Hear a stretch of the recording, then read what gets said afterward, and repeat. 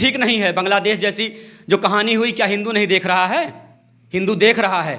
रोज हिंदुओं के घर जलाए जा रहे हैं। नंगी लड़की को उठा के ले गए घसीटते हुए घर से बांग्लादेश में।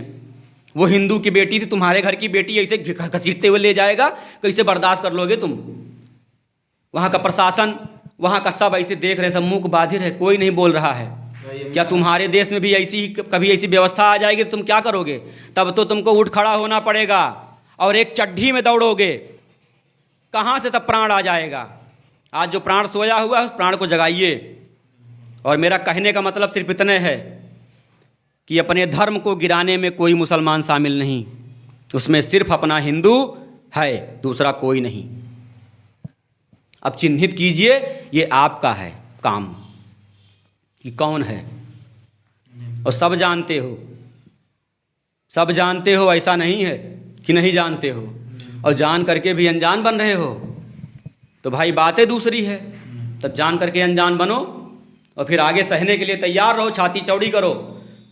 और मैं ये कहता हूं कि आप नहीं जाओगे लेकिन आपकी संतान टूट पड़ेगी, फिर आप भी बाहें फैला। ये संसार बार बार मरेंगे, बार बार जन्म लेंगे। ये अयोध्या नगरी है। राम के लिए कितनी बार मरे हैं और कितनी बार जन्म लेंगे, बार बार मरेंगे, बार बार जन्म लेंगे। आप ये मत सोचिए कि आप यहाँ मरोगे तो यहीं जन्म होगा। यही राम के लिए तुम्हारा जन्म होगा। और राम भक्त कहाँ से आए थे? जिन्होंने बाबरी मस्जिद का खंड खंड कर दिया, वहां की सीमेंट भी नहीं मिली, सीमेंट पत्थर ईंट नहीं मिली। वो राम भक्त कौन थे? वो क्या आसमान से आए थे? वो आसमान से नहीं आए थे, तुम्हारे धरती से ही थे। तुम्हारे देश, तुम्हारी कर्म भूमि से पैदा हुए थे। और वो बच्चे थे, उनकी जबान पे क्या रट थी? मार डालो, गोली मार दो, लेकिन नहीं जाएंगे। और मैंने देखा कि शंकराचार्यों के ऊपर लाठी भाजी गई, उनके सर से खून निकल रहा था, खून की धारा बह रही थी। कोई नहीं, यही पीएससी, यही पुलिस, यही प्रशासन था, कोई दूसरा नहीं था उसमें। बस खाली बदलाव क्या था? जो बदलाव था उसको पूरी जनता जानती। मुझे कहने की जरूरत नहीं, विरोध होने लगेगा, कहेंगे बहुत बोलता है। इसमें बोलने की बात नहीं है, जो सही है उसको सोचो। तुम्हारे साथ कितनी बार बुरा बर्ताव हुआ और तुम सहते जाओ तो सहो, कोई कष्ट नहीं है। प्राण त्याग दो। आने वाली पीढ़ी को तुम वही गर्त दे करके जा रहे हो। आने वाली पीढ़ी तुम्हारी यही सारी जो ये सारी कमियां हैं तुम्हारी, उसके साथ यातनाएं होंगी और वो यातनाओं को बर्दाश्त करना पड़ेगा। और उसी में कोई एक पैदा होगा जो भगत सिंह जैसा होगा, जैसे आज ये लड़का राम गोपाल मिश्रा था, इसको मार दिया गया। ऐसे ही हजारों राम गोपाल मिश्रा पैदा होंगे और हजारों राम गोपाल मिश्रा मरेंगे।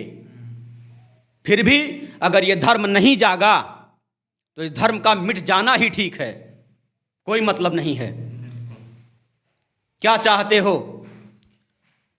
तुम्हारे यहां नवरात्र में दुर्गा पूजा ना हो, रामनवमी पर भगवान की रथ यात्रा ना निकले, श्री राम लला के मंदिर में भीड़ होती है तो कष्ट होता है। भगवान राम का मंदिर सजाया जाता है, फूल सजाया जाता है तो लोग कहते हैं कितने ट्रक फूल लग गए। अरे तुम कितना रुपया दे दिए उसके लिए? कई रुपया चंदा दिए हो? चंदा देने वाले तो बाहर के लोग हैं। तुम कितना, अयोध्या वासी कितना चंदा दिए हैं? तुम क्यों कहते हो? अरे तुम्हें खुशी होनी चाहिए कि 500 वर्ष का सपना साकार हुआ, भगवान का मंदिर खड़ा हो गया। आज कौन किसमें कुबत है कि खड़ा करवा के दिखा दे? एक सोने का दरवाजा क्या? हम तो अभी मंदिर में गए थे, देख रहे हैं साफ सफाई कम है। भगवान के विग्रह खड़ा है, लोग दर्शन करने बड़ी आस्था से जा रहे हैं। जिस तरह से पहले साफ सफाई थी, कोई साफ सफाई नहीं है अब। अभी हम जल्दी में गए थे, बार बार जाते हैं दर्शन करने, बड़ा कष्ट होता है कि बताइए भगवान का मंदिर इतना खूबसूरत, साफ सफाई कम है, वहां पे जो गार्ड हैं वो टिटोलियां हंसी कर रहे हैं। इस तरीके का काम कैसे चलेगा? संस्था को देखना चाहिए ना। श्रद्धालु जा रहे हैं, कितनी श्रद्धा से लोग कहां कहां से आ रहे हैं, विदेश से लोग आ रहे हैं, उनके साथ अगर बुरा बर्ताव, यही ऑटो टैक्सी वाले जहां 10 रुपये लगता है 500 लेते हैं। ये कौन सा तरीका है? आपका धर्म बार बार गिराया जा रहा है। और कौन गिरा रहा है उसको? तुम ही अपने लोग गिरा रहे हैं। कोई मुसलमान नहीं है उसमें, आपका हिंदू ही गिरा रहा है। मुसलमान उसमें शामिल नहीं है। मेरे हिसाब से तो मुस्लिम शामिल नहीं है, उसमें हिंदू शामिल है। और हिंदुओं की ये सारी कारस्तानी है, उसमें कोई दूसरा नहीं है।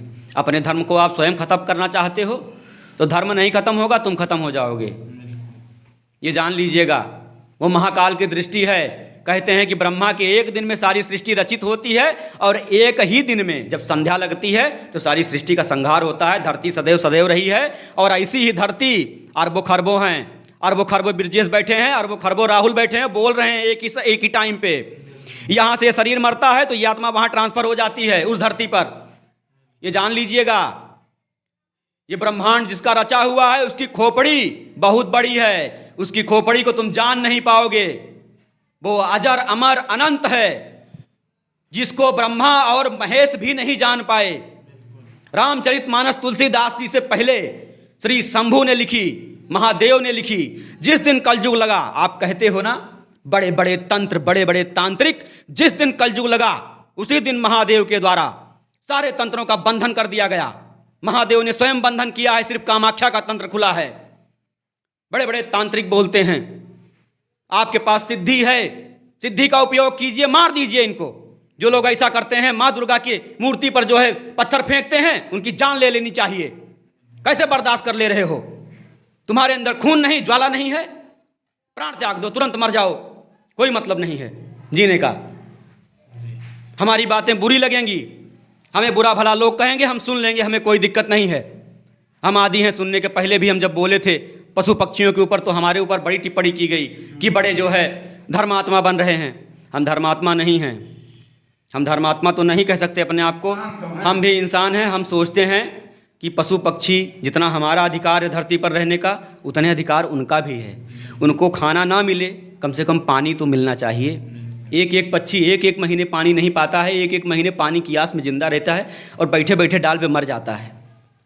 सोचिए उसको कितनी पीड़ा होती होगी। आप पानी गिरा रहे हो, उसमें साबुन बह रहा, वो पक्षी पी लेता है, उसको मर जाता है, पी करके जहर उसके अंदर प्रविष्ट हो जाता है। तो हम क्यों ना बोले भाई, आप सोचो, दूरदर्शिता दिखाओ। तालाबों, इतने सारे तालाब सरकार ने खुदवाए, कई तालाब में मोटर लगा था गर्मी में, एक को तालाब में मोटर नहीं था, किसी तालाब में पानी नहीं था, पक्षी ऐसे मर जा रहे थे। सब पैसों के वो, सबको पैसा चाहिए। गौशालाओं में क्या हो रहा है? जानवरों को पकड़ के ले जाते हैं, गौशालाओं में खिलाते हैं, ठीक है, लेकिन छोड़ कौन रहा है? हम ही आप तो छोड़ते हैं, कोई दूसरा छोड़ता है। भाई जो छोड़ रहे हो, जब उसको आप दूध देती है जब तक, तब तक पालते हो, उसके बाद छोड़ देते हो, हैं? ये अपराध नहीं है? जब तक माँ बाप कमा खिलाएं तब तक उनको रखो, उसके बाद बुढ़ापे में निकाल दो। तो हाँ, तो ये सब ठीक है, आप सब कुछ कर रहे हो, सब चल रहा है, लेकिन धर्म के साथ खिलवाड़ नहीं चलेगा। और सबसे पहले तो माता जी के